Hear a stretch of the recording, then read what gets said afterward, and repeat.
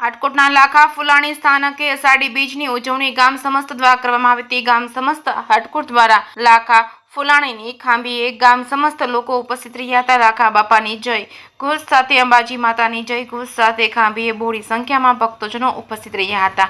કસુંબા પાણી નૈવેદ્ય ધરાવવામાં આવ્યા હતા। લાખા ફુલાણીની સ્થાનકે દેવ ડાકલા સાથે દાદાને યાદ કરી હાટકોટના લાખો ફુલાણી કોરકોટ ગામડેથી જૂનાગઢમાં અંબાને કમળ પૂજા કરતા હતા અને એક દિવસમાં એ લાખા ફુલાણીને પ્રસન્ન થયા હતા અને માં એ કહ્યું હતું કે માંગો ત્યારે લાખા ફુલાણીએ તેમણે કચ્છમાં લઈ જવાની માંગણી કરી હતી અને માએ કહ્યું હતું કે તારી પાછળ ચાલી આવું છું। લાખો અશ્વ પર સવાર થઈને ચાલતા થયા હતા અને લાખાને થયું કે પાછળ માતાજી આવે છે ત્યારે લાખા ફુલાણીએ પાછળ જોયું અને માતાજી હાટકોટમાં સ્થાપિત થયા હતા। ત્યારે જ લાખા ફુલાણી હાટકોટમાં માતાજી સ્થાપિત થયા હતા અને હાટકોટ અંબાજી મંદિર તેમજ મંદિરથી 2 કિલોમીટર દૂર લાખા ફુલાણીની ખાંભી છે। અષાઢી બીજના દિવસે ગામના લોકો બહોળી સંખ્યામાં ઉપસ્થિત રહ્યા હતા। જે કેસ ગુજરાતી સાથે કરશન બામટા હાટકોટ।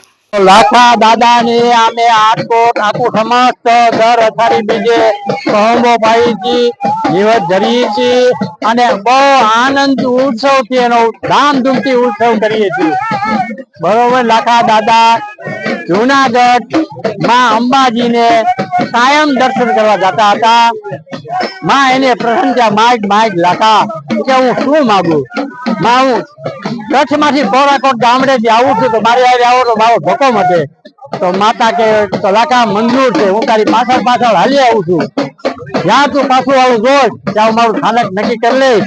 તો એ લાખા ફુલાણીએ હાટકોટની જગ્યા પર એનું સ્થાનક પસંદ કરેલું છે અને એ આખું ગામ લાખા દાદાની બહુ આનંદ ઉત્સવથી ઉજવણી કરે છે।